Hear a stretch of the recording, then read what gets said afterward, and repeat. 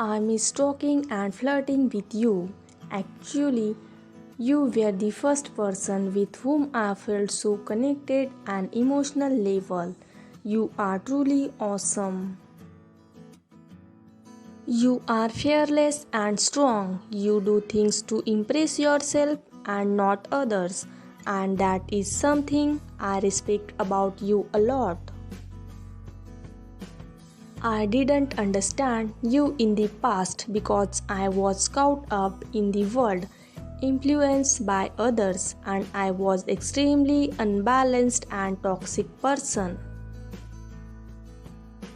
But your sensibility and emotional maturity show me how different you are from others.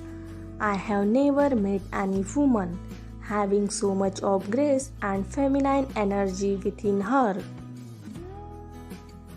I know I wasted so much time already by running away from you, but now I just want to be straightforward in my approach. Thank you for watching.